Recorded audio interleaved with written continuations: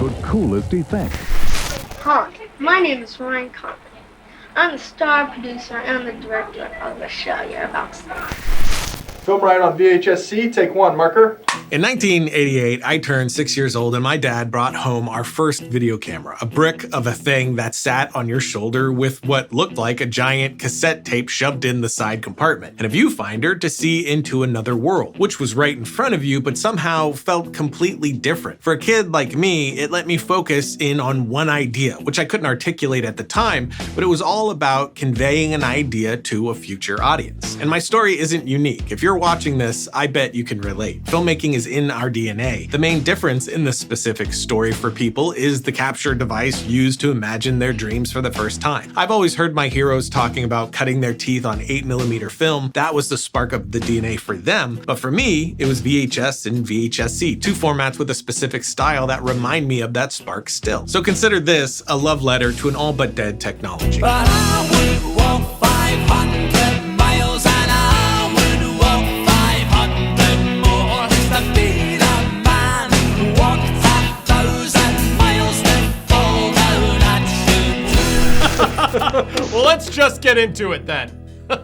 We have a nice little lineup of nostalgia here. This is a full VHS camcorder. This is a VHS-C. The tapes are a little bit smaller. I actually do still own the actual model of this. It's just broken, so we found this one off eBay, but I have a whole lot of love for this camera. It's kind of when you have your first car and you know it was a piece of crap, but you kind of miss it every now and again. JVC, we just made recorded history again. And then we also have a VCR here from eBay as well. So we actually have no idea if this VCR is even going to work, and we're going to find out right now.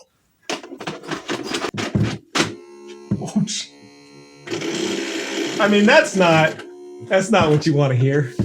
Can we have it back? Oh no, it's like stuck in there. eBay.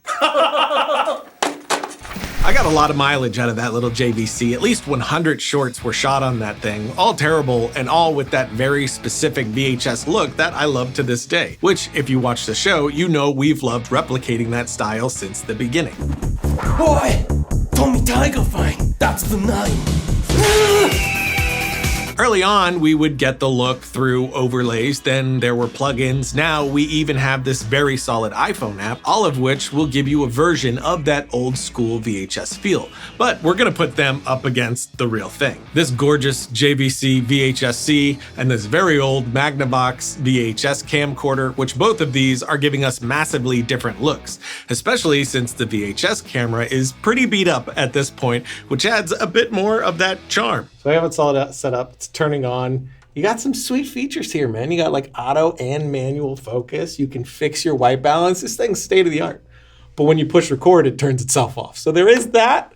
Otherwise, pretty great. Our first setup was a basic talking head interview, and it's immediately glorious. Now we're gonna capture them, which we're using a device from, the early 1800s to do some magic, to send the magic picture box to the magic picture box. To get all of this into the computer, I used this Elgato capture thingy, which was super cheap on Amazon, and it quickly reminded me of what I hated about capturing tape. Nowadays, we just drag and drop files and let them transfer. But with tape, you have to sit there and watch it play out in real time as it records to this new medium. And that's how I shot my short film Tell, which was shot on the Canon XL-H1 with mini HDV tapes. And it's how we shot Film Riot for the first year too. And that way of capturing is definitely something I do not miss. But once in there, we have our VHS, VHS-C, the R5 with Red Giant's VHS plugin applied, and the iPhone video using that VHS app. But let's play them back to back to see if you can guess which is which.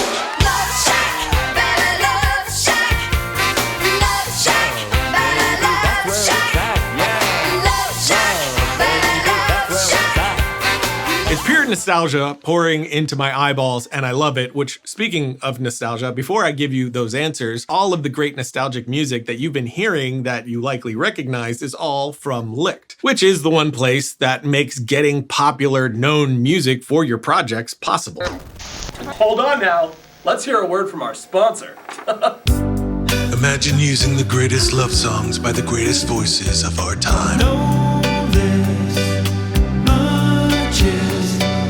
In a once-in-a-lifetime subscription, Licked presents a music music platform that gives creators access to some of the world's biggest artists.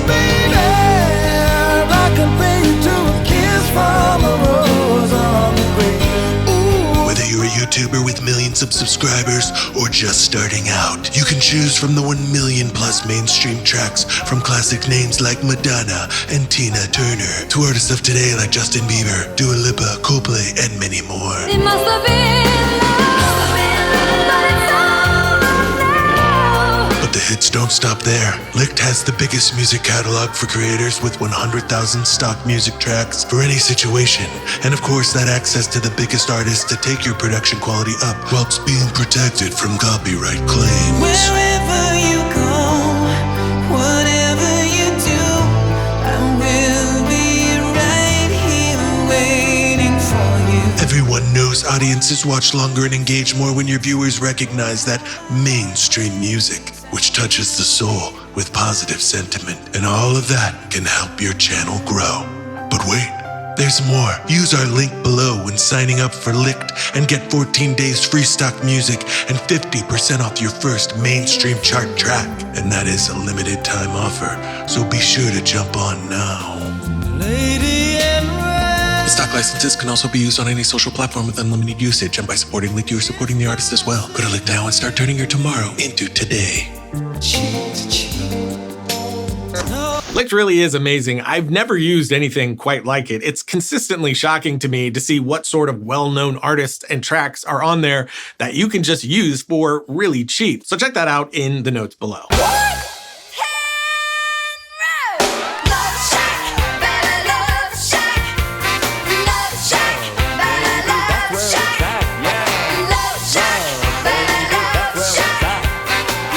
Hey there, Butto. Do you happen to know where VHS has come from? I sure don't. Well, take a look at this. The history of VHS is pretty fascinating and runs deep, so let's just skim the surface. For instance, this is technically the first VCR ever made, but when was it made and how much did it cost? When was the first VCR invented and how much did it cost? I'm gonna say 1981. 1959. 1975. 1967.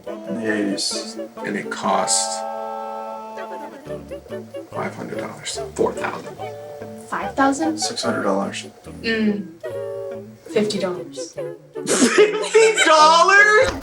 That was the MPEX VRX 1000, which obviously was a commercial videotape recorder not intended for home use, invented in 1956 and sold for the insane price of $50,000, which would be over $550,000 today. But that wasn't the VHS that ended up in homes. That came much later, along with the format wars between Betamax from Sony and VHS from JVC. Philips also had a third format called V2000, but I'd bet you'd never even heard of that, so we'll skip it. But before the format wars even happened, the film industry was losing their mind over the VCR. Television had already taken a lot of their market, and they saw the VCR as a massive future threat. So in 1976, Universal and Disney sued Sony, claiming copyright issues and wanted the VCR labeled as a tool of piracy. But that is illegal. This is a rave, but it's not about drugs.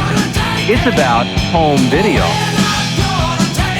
I would say it is the illegal theft of copyrighted intellectual property. But the courts ruled in favor of the VCR in 1979, saying non-commercial recording was legal. Of course, the studios then appealed, overturning the ruling in 1981, during which the president of the Motion Picture Association of America, in front of the US Congress, famously said, "I say to you that the VCR is to the American film producer and the American public as the Boston Strangler is to a woman home alone." Which is, you know, a strong statement. A few years later, in 1984, the Supreme Court ruled home recording of television programs for later viewing was fair use. And the funniest part about all of that is that the film industry went on to be one of the things that benefited the most from the VCR. If we fast forward all the way to 2001, which was the best year on record for the home video industry, it was reported that the US consumer spent $7 billion on video rentals and $4.9 billion on video purchases. So I guess not quite the Boston Strangler after all. We think but that is illegal. After the Supreme Court ruling, the format war continued, but VHS got cheaper and cheaper, and by 1987, VHS took home 90% of the $5.25 billion market, which was helped massively by the greatest rental store that has ever existed. Wow, what a difference! Blockbuster Video! Come discover the Blockbuster difference.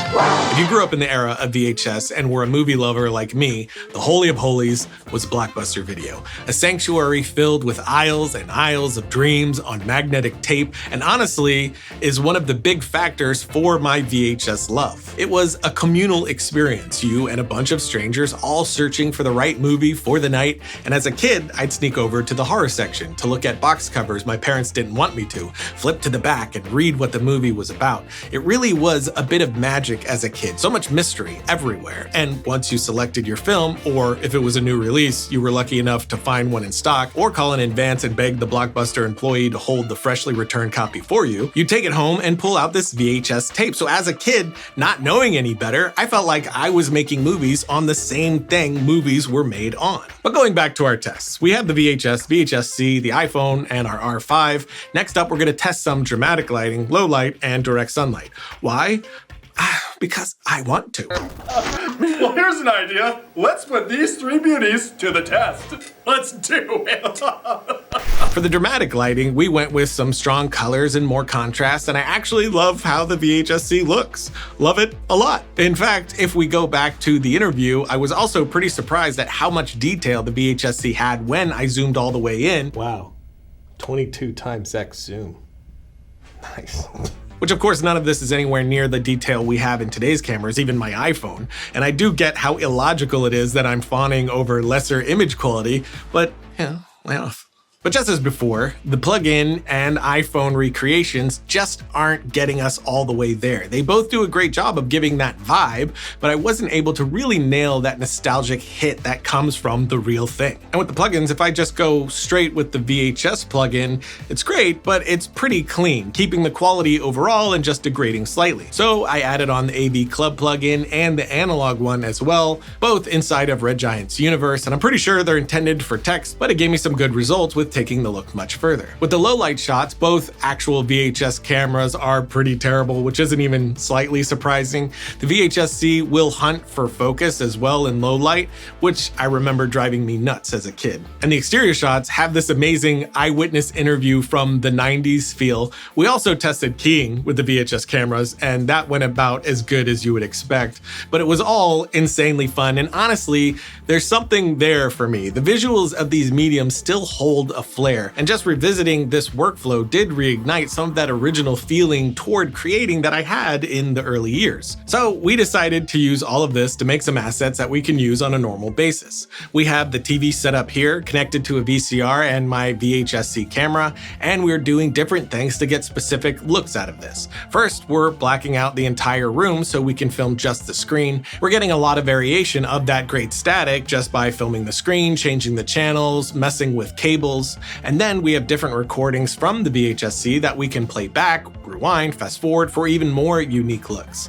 And the coolest aspect here is the probe lens. We rented this one specifically for this so that we could get incredibly unique looks that I haven't seen before. And we are getting this from plenty of angles as well. On top of that, we're capturing a lot of the static in camera, and we're bringing that straight into the system so we can scale that up and retain a lot of that great distortion that comes from the original size. And from this, we're able to create backgrounds, overlays, textures, and so on. And after making a few of these, we decided to share. So we put together a small pack of some of our favorites and put that on our store for all of you. We made it as cheap as possible, but if you're watching this, use the coupon code VHSC at checkout and get another 35% off until July 11th. We also have a few other VHS packs on there, like our other VHS pack of overlays. Both have unique looks and work really well, and our VHS, CD, and tape sound effects. We've also made a bundle of all of these so you can get them all in one go for cheaper if you'd like. And again, use the code VHSC to get 35% off any or all of these at triunedigital.com. See you later. Oh, Ta-ta. It's interesting how this format that I love so much now and means so much to me now, just 15 years ago, didn't mean anything at all because I was still too close to appreciate what it was for me. But now, far enough away, nostalgia has kicked in and I realize what that format was for me. That first spark of that filmmaking DNA. And I guess I'm saying it's good to think about that. Wherever you're at right now, if you're 15 using an iPhone or something else to create your magic, that's going to be your nostalgic device someday because that was the spark of your DNA. So things that are just a part of your daily life now will be your holy grail someday in the future. So embrace it. Don't worry about trying to match what your heroes loved. Be truly and authentically you. But that's it for today. Links to everything, including our store packs below. And until next time, don't forget to write, shoot, edit, repeat. Hey now, you can click around for any more content from us, but that's it for today. I'm Josh Connolly. And I'm Justin Robinson. He sure is. You have a good drive home. All right. Time to go to dinner with a wife. Must be nice. Oh, that's right. She left me. Yeah. I'm wildly uncomfortable. See you later. Ta-ta.